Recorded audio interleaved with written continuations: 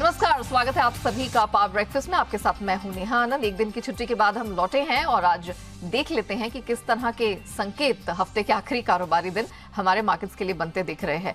तो कह सकते हैं कि ठीक ठाक ही माहौल है। एसजीएक्स निफ्टी बिल्कुल सपाट ट्रेड करता हुआ दिखाई दे रहा है। डाउ फ्यूचर्स में 70 अंकों की स्ट्रेंथ है और नास्डैक फ्यूचर्स भी ऑलमोस्ट 47-48 अंकों की मजबूती के साथ कारोबार करता नजर आ रहा है। जापानीज मार्केट निके में 250 पॉइंट से अधिक की स्ट्रेंथ दिख रही है और बाकी जितने मार्केट्स भी खुल रहे हैं वो ऑलमोस्ट 1/4 से 1% तक की स्ट्रेंथ के साथ कारोबार करते हुए दिखाई दे रहे हैं। क्वार्टरली परफॉर्मेंस, क्योंकि इस साल का जो पहला क्वार्टर है खत्म हो रहा है और सोने चांदी का बेहतर प्रदर्शन रहा है। सोना $2000 के पास टिका है और कच्चे तेल की भी बात करें तो यहाँ पर लगातार 2 से 3 ट्रेडिंग सेशन की स्ट्रेंथ बरकरार है। $79 के पास इस समय है कच्चा तेल। तो कल जब हम छुट्टी पर थे, इंटरनेशनल मार्केट में क्या कुछ हुआ है, कैसे संकेत मिले हैं, किन ट्रिगर्स पर रखनी है नजर, पूरी डिटेल्स लेकर मेरे सहयोगी दीपांशु इस वक्त मेरे साथ स्टूडियो में जुड़ चुके हैं। दीप, मॉर्निंग। हम कुछ अच्छे 2 दिनों की स्ट्रेंथ जो अमेरिकी मार्केट में दिखी है उसके बाद आ रहे हैं। कितना फायदा उसका मिलेगा, क्योंकि कुछ इनिशियल संकेत तो मिल गए हैं एशियन मार्केट्स में। अब फायदा कितना मिलेगा पता नहीं, क्योंकि हमारे बाजार रिसेंटली थोड़ी अंडर परफॉर्मेंस दिखा रहे हैं ग्लोबल मार्केट्स के सामने। बट डेफिनेटली 2 दिनों से बहुत बढ़िया स्टेबिलिटी आपको ग्लोबल मार्केट्स में देखिए। जो हम बात कर रहे हैं पिछले हफ्ते से ही towards end of last week जो संकेत आना शुरू हो गए थे वो आपको आते हुए दिखे हैं। ग्लोबल मार्केट्स अच्छे मूड में रहे हैं। वेडनेसडे शाम और कल शाम दोनों दिन हमने देखा अमेरिकी बाजारों में अच्छा एक्शन हुआ। दोनों दिन ऑलमोस्ट डेज हाई के आसपास आप बंद होते हुए दिखे हैं और करीब 450 अंकों की तेजी आपने डाउ में 2 दिनों में आती हुई दिखी है। तो बहुत ही बढ़िया संकेत वो आपको आते हुए दिख रहा है जहां तक अमेरिकी बाजारों का सवाल है। नास्डैक की आउट परफॉर्मेंस हमें 2 दिनों से दिख रही है। करीब 2.5% की जोरदार तेजी आपने नास्डैक में पिछले 2 दिनों से देखी है। तो एक्शन जो हुआ है वो काफी अच्छा हो रहा है जहां तक ग्लोबल मार्केट्स का सवाल है। अमेरिकी बाजार डेफिनेटली उसको लीड कर रहे हैं। बॉन्ड यील्ड भी इनकी स्टेबल हो गई, 3.5 के आसपास आपको 10 साल की बॉन्ड यील्ड इस समय दिख रही है। तो वहां से कोई परेशानी नहीं है। बैंकिंग संकट की जो चिंता थी वो फिलहाल के लिए नियंत्रण में आती हुई दिख रही है, जिसकी वजह से थोड़ा सहारा है। हालांकि कल कुछ mid cap small cap banks में प्रेशर जरूर था, बट वो इंडिविजुअल बेसिस पर था। एज अ सेक्टर इतना बड़ा सेल ऑफ अब आप बैंकिंग में देखना बंद कर चुके हैं। आईटी की तरफ से लीडरशिप आ रही है। सेमीकंडक्टर शेयर्स में आपने पिछले 2-3 दिनों से अच्छी खरीदारी देखी है। तो ओवरऑल जो बाजार का मूड माहौल है वो काफी आपको सुधरते हुए दिख रहा है। अब हमारे बाजारों में इसका फॉलो ऑन एक्शन आता है या नहीं वो देखना पड़ेगा, बट अमेरिकी बाजारों से बाकी ग्लोबल मार्केट से आपको बहुत बढ़िया स्टेबिलिटी के संकेत आते हुए दिख रहे हैं। आज 2-3 इंपॉर्टेंट डेटा यूएस की तरफ से आने वाले हैं जो इंपॉर्टेंट है। पर्सनल कंजम्पशन एक्सपेंडिचर्स इंडेक्स, हम लगातार इसकी बात करते हैं जब भी ये डेटा आता है, क्योंकि फेड जब भी अपना इन्फ्लेशन कैलकुलेशन करता है और पॉलिसी की बातचीत होती है तो ये डेटा काफी अहम रहता है उनकी कैलकुलेशन में। तो कोर पीसी इस बार 4.7% रहने का अनुमान है, बट मंथ ऑन मंथ अगर आप देखें तो 0.6% से घटकर 0.4% ये डेटा आ सकता है। तो उससे थोड़ा सहारा मिलेगा। देखते हैं किस तरह का ये डेटा निकल कर आता है। दूसरा आपका personal income and consumer spending, ये 2 डेटा भी आने वाले हैं, उस पर नजर रहेगी। और फेड के कई सदस्य इंक्लूडिंग क्रिस्टोफर वॉलेस साहब आज पब्लिक भाषण देने वाले हैं, तो उस पर भी बाजार रिएक्ट कर सकते हैं। तो 3-4 चीजें आज शाम अमेरिका में होंगी जिस पर बाजार का रिएक्शन आए। अब हम ऑफकोर्स उसको मंडे को एनालाइज करेंगे, बट फिलहाल हमारी छुट्टी जब थी और पिछले 2 दिनों का अगर आप अमेरिकी बाजारों का एक्शन देखें तो बहुत ही बढ़िया आते हुए दिखा है। यूरोप की बात करें तो यहां पर भी अच्छा कारोबार हो रहा है, कोई परेशानी, कोई ऐसा नेगेटिव संकेत नहीं आया है। आज यूके की जीडीपी के डेटा आने वाला है, यूरोप का फाइनल इन्फ्लेशन डेटा आने वाला है, तो उस पर भी आपको नजर रखनी पड़ेगी। डॉलर इंडेक्स यहां पर हल्की फुल्की रिकवरी हुई है। हालांकि कल शाम कमोडिटीज में जबरदस्त एक्शन था। सोना हमने देखा $2000 तक आपको पहुंचते हुए दिखा था, वहां पर जबरदस्त उछाल आया। भारतीय प्राइसेस में भी काफी एक्टिविटी थी। चांदी के दामों में जबरदस्त तेजी आपने आती हुई देखी है। 2 महीने के ऊपरी स्तर पर चांदी बरकरार है। कच्चा तेल भी कल $2 बढ़कर ब्रेंट $80 तक गया था, फिलहाल 79 पर ट्रेड कर रहा है। अमेरिकी भंडार में हमने 4 महीने की सबसे बड़ी गिरावट देखी है, करीब 33-34 लाख बैरल गिरे हैं। इराक के सप्लाई से थोड़े कंसर्न्स बने ही हुए हैं, थोड़ा मांग को भी सहारा मिल रहा है। तो कच्चे तेल पर रखिए नजर, वापस दाम थोड़े आपको बढ़ते हुए दिख रहे हैं। एग्री कमोडिटीज, बेस मेटल्स, यहाँ पर फिर भी थोड़ा मिला जुला कारोबार रहा। तो ओवरऑल कहना पड़ेगा नेहा, इस पूरे हफ्ते बहुत बढ़िया संकेत ग्लोबल मार्केट्स की तरफ से आ रहे हैं। अब हम परफॉर्म उस पर करते हैं या नहीं वो अलग बात है, बट ग्लोबल मार्केट्स का तो पूरा सहारा है। चलिए, ग्लोबल मार्केट्स का सहारा है, उस तरफ से हमारे मार्केट्स कोई बहाना एक्सक्यूज लेके चल नहीं सकते। अब परफॉर्म उन्हें आज करते हुए दिखाना पड़ेगा। शुक्रिया दीप, हमारे साथ जुड़ने के लिए, वो पूरी डिटेल दर्शकों के सामने रखने के लिए। आइए आगे बढ़े, इससे पहले देख लेते हैं कि बुधवार को संस्थागत निवेशकों का प्रदर्शन कैसा रहा। तो काफी लंबे समय बाद आप देख सकते हैं कि जो तीनों कैटेगरीज हैं वो हरे निशान में अपने आप को दर्ज कराने में कामयाब रही। ऑफ कोर्स मंथली एक्सपायरी थी, उसके चलते आप एफएनओ स्पेस में वो बड़ा फिगर आता हुआ देख रहे हैं, लेकिन कैश स्पेस एफआईआईज की तरफ से नजर डालिए 1250 करोड़ की खरीद वहां पर देखने को मिली है और घरेलू संस्थागत निवेशकों की तरफ से भी हमने खरीदारी आते हुए देखी है। 823 करोड़ की खरीद का फिगर वहां से निकल कर आया। तो ऑल इन ऑल आप कह सकते हैं कि एफआईआईज डीआईएस की तरफ से बहुत लंबे समय बाद एक साथ हमने खरीदारी का इतना बेहतरीन फिगर आता हुआ देखा है। स्टॉक इंडेक्स फ्यूचर्स के भी जो नंबर्स आपकी स्क्रीन पर रिफ्लेक्ट हो रहे हैं, स्टॉक फ्यूचर्स में एफआईआईज की तरफ से 16 करोड़ के आसपास की खरीदारी दर्ज हुई है। याद रखिए बुधवार के फिगर है, क्योंकि कल हमारे बाजार रामनवमी की छुट्टी के उपलक्ष्य पर बंद थे। और बाकी एशियन मार्केट्स पर भी नजर डाली जाए तो यहाँ पर फिलहाल तो अच्छा खासा हरे निशान में ट्रेड होता हुआ दिखाई दे रहा है। आइए अब जान लेते हैं कि खबरों के दम पर किन स्टॉक सेक्टर्स में दिखेगा एक्शन। अरमान हमारे साथ जुड़ चुके हैं पूरी डिटेल्स लेकर। अरमान, मॉर्निंग, महत्वपूर्ण ट्रिगर्स आज के लिए कौन से हैं? खबरों के दम पर कहां एक्शन दिखने वाला है? जी, कई सारे ट्रिगर्स हैं और कई खबरें हैं, जिसमें अगर आप सबसे पहले ट्रिगर्स की बात करें तो रेडियंट कैश मैनेजमेंट, जिनका जो 90 दिन का अगर आप लॉक इन देखेंगे वो खत्म होता हुआ दिखेगा। अजंता फार्मा बायबैक आज से शुरू होगा। वेल्सपन इंटरप्राइजेज बायबैक आज से बंद होगा। सारे एफ एंड ओ स्टॉक्स के लिए ऑप्शन ट्रेडिंग के लिए जो नए स्ट्राइक इंट्रोड्यूस होने वाले हैं, गवर्नमेंट जो है सरकार फॉरेन ट्रेड पॉलिसी, नई फॉरेन ट्रेड पॉलिसी जो है वो लाने वाली है। एक्स डेट इंद्रप्रस्थ गैस, जहां पर इंटरिम डिविडेंड 10 का, और शिपिंग कॉर्पोरेशन, जहां पे डी मर्जर जो shipping corporation of India land और असेट्स का, वो भी होता हुआ दिखेगा। बीएससी इंडाइसेस में चेंज होते हुए दिखेंगे। बीएससी 500 में शिपिंग कॉर्पोरेशन ड्रॉप होगा और एनएमडीसी ऐड हो जाएगा। वहीं बीएससी स्मॉल कैप और बीएससी मिड कैप की बात करें, वहां से शिपिंग कॉर्पोरेशन ड्रॉप होता हुआ दिखेगा। एक्स डेट रिकॉर्ड डेट की बात करें तो गोदावरी पावर एंड इस्पात, जहां पे बायबैक ऑफ शेयर्स उसके लिए है। खबरों में ओएनजीसी, गेल, आईजीएल, एमजीएल, गुजरात गैस, यहां पर आपको ध्यान रखना है क्योंकि पीएनजीआरबी ने यूनिफाइड टैरिफ के तहत 73.93 पर MMBTU तय किया है और ये जो नई दरें हैं ये 1 अप्रैल से लागू हो जाएगी। जी एंटरटेनमेंट एंटरप्राइजेस, यहाँ पर कंपनी ने स्टैंडर्ड चार्टर्ड बैंक के साथ जो है एक वन टाइम सेटलमेंट किया है। मामला ये है कि जो स्टैंडर्ड चार्टर्ड बैंक ने सिटी नेटवर्क लिमिटेड को जो पहले कर्ज दिया था, उसके लिए अगर आप देखें तो डीएसआरए सपोर्ट और कंपनी द्वारा अंडरटेकिंग दी गई थी और सिटी नेटवर्क जिन्होंने कर्जदार थे उन्होंने डिफॉल्ट किया था, उसके चलते यहाँ पर वो जो है अब सेटलमेंट जो है होता हुआ दिखा है। लुपिन, यहाँ पर यूएसएफडीए से फॉर्म 483 के साथ 10 आपत्तियां जो हैं जारी की गई हैं और उस पर कंपनी ने ये भी कहा है कि मामले पर वो काम कर रहे हैं और यूएसएफडीए के साथ मिलकर जल्दी इस मामले को सुलझा लेंगे। डिफेंस सेक्टर की बात करें, भारत इलेक्ट्रॉनिक्स, यहाँ पर लगभग कुल मिला के लगभग 8,200 करोड़ के आसपास के जो हैं उन्होंने 2 कॉन्ट्रैक्ट्स, मतलब कुल मिला के 8,200 करोड़ के कॉन्ट्रैक्ट्स है, जिसमें एक 5,500 करोड़ के आसपास का है और एक 2,700 करोड़ के आसपास के जो है कॉन्ट्रैक्ट साइन किए हैं। गार्डन शिप बिल्डर्स, यहाँ पर भी मिनिस्ट्री ऑफ डिफेंस से भारतीय नौसेना के लिए 11 नई अगली पीढ़ी के जहाज और उसी के साथ साथ 6 अगली पीढ़ी के मिसाइल जहाज, वहाँ का कॉन्ट्रैक्ट जो है लगभग मिलता हुआ दिखा है। उसका अगर आप कुल वैल्यू देखेंगे 19,600 करोड़ है, जिसमें 2 कंपनियां हैं, जिसमें गार्डन शिप बिल्डर्स भी हैं और गोवा शिपयार्ड भी है। भारत डायनामिक्स, यहाँ पर भी मिनिस्ट्री ऑफ डिफेंस से भारतीय सेना के लिए बेहतर आकाश वेपन सिस्टम्स और 11 हथियारों के लिए यहाँ पर ये जो है ऑर्डर कॉन्ट्रैक्ट जो है हस्ताक्षर होते हुए दिखे हैं, जो 9,100 करोड़ के हैं, जिसमें अगर आप भारत डायनामिक्स का कॉन्ट्रैक्ट साइज देखें तो वो 8,200 करोड़ के आसपास का है। कोचिन शिपयार्ड, यहाँ पर नेक्स्ट जनरेशन मिसाइल वेसल्स बनाने के लिए वो L1 बिडर घोषित हुए हैं और अगर वैल्यू देखें उसका तो 9,800 करोड़ की है। और अंत में हिंदुस्तान एरोनॉटिक्स लिमिटेड, वहाँ पे ITAT बेंगलोर के आदेश के अनुसार जो इनकम टैक्स इनको है रिफंड प्राप्त हुआ है। ये assessment year FY14, assessment year 14 और असेसमेंट ईयर 15 का जो इनकम टैक्स का मामला है, उसके चलते इनको लगभग 790 करोड़ का जो है इनकम टैक्स रिफंड आता हुआ दिखा है। चलिए, तो ये वो खबरें हैं, ये वो महत्वपूर्ण ट्रिगर्स हैं जिनके दम पर हम देखेंगे कि आज इक्विटी मार्केट में इन चुनिंदा स्पेस में आपको कमाई का मौका मिल सकता है। तो इनके अपडेट्स हम आगे भी आपको दिन के दौरान देते रहेंगे, मिस मत करिएगा। आइए अब जान लेते हैं कि बाजार के जानकार आज फ्राइडे के ट्रेडिंग सेशन के लिए क्या रणनीति खास आपके लिए लेकर आए हैं, कौन से स्टॉक्स में, सेक्टर्स में आज उनका फोकस रहने वाला है। इन सब पर बात करने के लिए हमारे साथ मार्केट एक्सपर्ट श्रीकांत चौहान जुड़ चुके हैं। श्रीकांत जी, सर गुड मॉर्निंग, बहुत स्वागत है आपका। क्वार्टर का आखिरी कारोबारी दिन है, हफ्ते का आखिरी कारोबारी दिन है, महीने का आखिरी कारोबारी दिन है। आज निफ्टी, बैंक निफ्टी कैसा परफॉर्म करता दिख रहा है? गुड मॉर्निंग यार जी, गुड मॉर्निंग। देखिए, हमें लगता है कि मार्केट जो है उसने एक काफी अच्छा कंसोलिडेशन किया है और डाउनसाइड काफी प्रोटेक्टेड थी मार्केट में। कई सारे इवेंट्स को मार्केट ने किया है और यूएस मार्केट में जहाँ पे लगातार सेल ऑफ बना हुआ था, वहां पे हमने अच्छी खासी रिकवरी पिछले 3-4 दिनों में।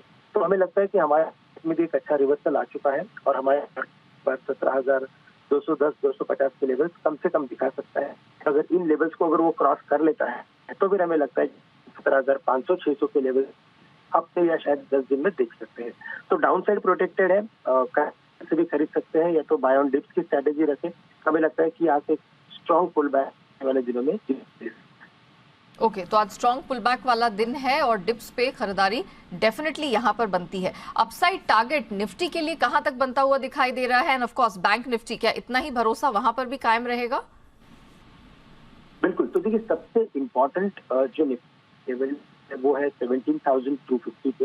अगर इन लेवल्स को निफ्टी ने क्रॉस कर लिया, अगर आज मंथली क्लोजिंग अगर आज एक क्वार्टरली क्लोजिंग आपने बताया, तो हम 17,500, 17,700 के भी लेवल्स दे सकते हैं और लेवल का 40,000 के करीब का उन्हीं लेवल्स के करीब की क्लोजिंग भी है। तो हमें लगता है कि ये भी बैंक निफ्टी भी यहाँ से 40,150 के लेवल्स बैंक निफ्टी भी दिखा सकता है। ओके, चलिए, तो निफ्टी और बैंक निफ्टी महत्वपूर्ण लेवल्स को वॉच करके चलना है। 17,250 अगर ये निफ्टी पर पार होता है तो यहाँ पर 17,500 के लिए जो रास्ता है अपसाइड का वो खुलता हुआ नजर आएगा, और सिमिलरली 40,000 ये एक महत्वपूर्ण रेजिस्टेंस होगा बैंक निफ्टी के लिए, इसका पार करना जरूरी है और उसी के पार यहाँ पर अच्छी स्ट्रेंथ बनती हुई दिखाई देगी। अच्छा, अब कल तो ऑफकोर्स हमारे मार्केट्स में छुट्टी थी, लेकिन बुधवार को जो क्लोजिंग हुई है, PSU, banking space, realty, metal, इन सब ने अगर सेक्टोरली देखा जाए तो दमखम दिखाने की कोशिश की है। क्या आज भी हमें लीडरशिप और स्ट्रेंथ यहीं से आती हुई दिखाई देगी? बिल्कुल, तो देखिए बैंक स्टॉक एक ऐसा सेक्टर है, बैंक ऐसा सेक्टर यहाँ पे एफआईएस लगातार अपनी बिकवाली बना के रखे थे और उसका सबसे बड़ा रीजन यही था क्योंकि वो जो यहाँ पे यानी कि यूएस में जो उनके लॉसेस हो रहे उनको मीटअप करने के लिए अक्रॉस वर्ल्ड उनको उनकी जो पोजीशन थी उनको बेचना पड़ रहा था। अब वहाँ पे थोड़ी सी स्टेबिलिटी आ गई है, तो हमें लगता है यहाँ पे भी फ्लोस थोड़े स्लो हो जाएंगे और इसी वजह से इन सब स्टॉक्स में जो प्रेशर बना हुआ था उसमें से उभर के आया। और पीएसयू बैंक अगर आप देखें तो अभी काफी जो हो 500 के करीब स्टेट बैंक आ चुका है, जो एक बार कभी 590-600 के करीब ट्रेड करता था। तो हमें लगता है इनमें तेजी बनेगी। और मेटल स्टॉक इसलिए अगर आप देखें तो काफी इंपॉर्टेंट लेवल से कई दिनों से ट्रेड कर रहे थे, तो वहां पे भी अच्छी तेजी बन सकती है। टाटा स्टील, हिंडाल्को या आप पकड़ लीजिए जेएसडब्ल्यू स्टील, इन सभी में हमें लगता है कि ओके, चलिए, तो पीएसयू, बैंकिंग स्पेस और मेटल यहाँ पर आपको रखनी है नजर, खासतौर से टाटा स्टील, हिंडाल्को, सेल, ये कुछ ऐसे चुनिंदा स्टॉक्स हैं जहां पर अच्छा परफॉर्मेंस दिख सकता है। अच्छा, अब श्रीकांत जी, आज के लिए आपकी तरफ से बेस्ट पिक्स कहां से आ रही, कौन से स्टॉक्स हैं जो आपको लगता है आज परफॉर्म कर सकते हैं? बिल्कुल, तो देखिए अगर पीएसयू बैंक के वहाँ पे अच्छा रिबाउंड बन सकता है। तो स्टेट बैंक ऑफ लग रहा है 516, 517 के करीब की क्लोजिंग है, करंट लेवल से इसे खरीदे और करीब का स्टॉप लॉस रखे। टारगेट रहेंगे 527 से लेकर 530 के। और दूसरा और एक स्टॉक जो अच्छा लग रहा है जहाँ पे अच्छा रिवर्सल या टेक्निकल फॉर्मेशन बना है वो है टाइटन। इसे लॉन्ग करके चले 2550, 2560 के टारगेट नजर आते हैं। स्टॉप लॉस हमें रखना पड़ेगा एट 245। श्रीकांत जी, आपकी वॉइस थोड़ा सा यहाँ पर डिस्टॉर्ट हो रही थी। एसबीआई आपने कहा 527 और दूसरा टारगेट आपने क्या कहा? 527 और 530 के टारगेट। अच्छा, और स्टॉप लॉस क्या रहेगा इसका? स्टॉप लॉस रहेंगे एट 509। 509 और ओके, और टाइटन के लिए आपने क्या रिकमेंडेशन दी है, वहां पे क्या टारगेट है? टाइटन में टेक्निकल फॉर्मेशन का है 2560, 2550 के टारगेट नजर आते हैं। यानी यहाँ से तकरीबन 50 रुपए की तेजी बन सकती है। स्टॉप लॉस हमें रखना पड़ेगा at 2495। 2495। Okay, Shrikant ji, thank you so much हमारे साथ जुड़ने के लिए और दो बेहतरीन पिक्स रखने के लिए। मैं दर्शकों की सहूलियत के लिए रिपीट कर देती हूँ वो क्या क्या अब स्ट्रैटेजीज उन्होंने दी है। एसबीआई, पीएसयू, बैंकिंग स्पेस पर ओवरऑल भरोसा है, लेकिन दिग्गज एसबीआई पर वो आज खासा फोकस कर रहे हैं। 527 और इवेंचुअली 530 तक का लक्ष्य है, वो देखने को मिलेगा और 509 का स्टॉप लॉस आपको लगाना है। सिमिलरली टाइटन एक तगड़ा परफॉर्मिंग स्टॉक ये रहा है, 2550 से 2560 ये टारगेट बनता हुआ दिखाई दे रहा है आपकी स्क्रीन पर, और आपको 2495 का यहां पर स्टॉप लॉस लगाकर चलना है। 2495 का वहां पर आपको स्टॉप लॉस लगाकर चलना है और खरीदारी करके बिल्कुल चलने की रिकमेंडेशन एसबीआई और टाइटन में फिलहाल निकल कर आ रही है। चलिए कमोडिटी बाजार की रणनीति समझते हैं और उस पर बात करने के लिए एसएमसी कॉमट्रेड की वंदना भारती हमारे साथ जुड़ चुकी हैं। वंदना जी गुड मॉर्निंग। जरा बताइए, गोल्ड एक बार फिर से $2000 के पास अपने आप को टिकाने की कोशिश में कर रहा है। हमारे मार्केट्स में भी हमने कल स्ट्रेंथ बनते हुए देखी। जरा बताइए क्या आज खरीदारी बनती है? जी नेहा, जिस तरीके से कल मार्केट में मूव आई है, यहाँ पे लग रहा है कि एक खरीदारी तो बनती है। 59,000 पे मैं यहाँ बाइंग रिकमेंड करूंगी। मुझे लग रहा है कि जब तक 58,500 सुपर स्टेबल है तब तक हायर साइड में ही रहेगा। थोड़ा सा लंबा टारगेट होगा 59,800 का। स्टॉप लॉस यहाँ पे जरूर प्लेस करना होगा 58,600 का। मुझे लग रहा है कि ऊपर में एक $1980 का जो स्टेबिलिटी यहाँ पे आनी चाहिए कॉमेक्स में कुछ दिनों के लिए गोल्ड में। चलिए, तो सोने में खरीद बनती है 59,000 के पास, आपको बिल्कुल खरीदारी करनी चाहिए। 59,800 तक का अपसाइड टारगेट यहां पर दिख जाएगा और 58,600 का आपको स्टॉप लॉस लगाकर चलना है। लेकिन चांदी बहुत बेहतरीन प्रदर्शन यहां पर दिख रहा है, चाहे मंथली बेसिस हो या क्वार्टरली बेसिस हो, और साप्ताहिक आधार पर भी तगड़ा दमखम है। $24 के पार है। कल हमने 72 के पार से निकलते हुए घरेलू बाजार में देखा है। क्या करें? जी नहीं, हमने हमेशा से बात की है कि चांदी जो है वो अंडर परफॉर्म कर रही है और एक लंबी मूव इसमें आ सकती है। $23.5 एक बहुत बड़े मजबूत रेजिस्टेंस को इसने तोड़ा है। अब यहाँ से हायर साइड ही लग रहा है चांदी में। मेरे ख्याल से 72,000 से ऊपर यहाँ पे ये कमोडिटी ट्रेड कर रही है, लेकिन आज के दिन में भी यहाँ पे हम थोड़ा सा अपसाइड आता हुआ देख सकते हैं। ऊपर में मेरे ख्याल से 72,700 तक के लेवल्स इसमें आएंगे, क्योंकि इसने रेजिस्टेंस ब्रेक किया है तो अभी इसमें दमखम है। और यहाँ पे 73,000 भी थोड़ा सा लंबा हम रखे टाइम पीरियड, तो ये लेवल्स आता हुआ देख सकते हैं। तो इस कमोडिटी में बाइंग की सलाह रहेगी। ओके, तो जो एक्टिव कॉन्ट्रैक्ट है उसमें आपको बिल्कुल यहाँ पर खरीदारी करके चलना है। ऑलरेडी 72 के पार कल निकलते हमने देखा था। 72,700 और 73,000 के लेवल के लिए खरीदारी MCX सिल्वर पर बनती है। कच्चे तेल में क्या किया जाए? $80 के इर्द गिर्द घूमता हुआ नजर आ रहा है। घरेलू बाजार में कल भले ही हमने क्लोजिंग थोड़ा सा डिप डाउन देखी थी, लेकिन 6,000 के ऊपर ही है। क्या करें? जी नेहा, यहाँ पे अभी भी कुछ सेंट ऊपर ट्रेड हो रहा है और रिफ्लेक्शन ये आएगा आज के मार्केट में भी काफी बढ़िया से। और क्रूड में देखिए, जब तक डॉलर इंडेक्स यहाँ पे 102 से नीचे है तो एक खरीदारी जो है वो बनती है। और रिकॉर्ड यहाँ पे इंपोर्ट होगा 23 में चाइना से, तो चाइना का एक सपोर्टिंग सेक्टर रहेगा इस काउंटर में। थोड़ा करेक्शन आता है तो मुझे लग रहा है कि यहाँ पे बाइंग करनी चाहिए, क्योंकि बहुत ज्यादा अपसाइड इसमें नहीं है। 6,050 का लेवल यहाँ पे आता है तो बाई करे। ऊपर में मुझे लग रहा है 6250 तक प्राइसेस आएंगे, तो स्टॉप लॉस पेश करना होगा 5950 का। ऑलराइट, चलिए, इनफैक्ट जो अभी वंदना ने जिक्र किया, चीन के जो अभी नंबर्स निकल कर आए, चाहे वो जनरल PMI के हो या मैन्युफैक्चरिंग के हो, उम्मीद से बेहतर रहे। और खासतौर से जो जनरल PMI है वो तो फ्रेश रिकॉर्ड हाई पर है। तो ये सारे फैक्टर्स इसी तरफ इशारा कर रहे हैं कि चाइना में स्थिति में सुधार हो रहा है और अब यहाँ से डिमांड खासतौर से कच्चे तेल की इंप्रूव होते हुए दिखेगी। 6,050 के पास क्रूड खरीद के चले करंट कॉन्ट्रैक्ट में। 5,950 का स्टॉप लॉस और 6250 यानी 6,250 तक का अपसाइड टारगेट आपको देखने को मिल जाएगा। शुक्रिया वंदना जी हमारे साथ जुड़ने के लिए, बताने के लिए कि बुलियन और कच्चे तेल में कहां है कमाई के किस प्रकार के मौके। आइए आगे बढ़ते हैं FIR यानी FI इन्वेस्टमेंट रिपोर्ट्स की तरफ।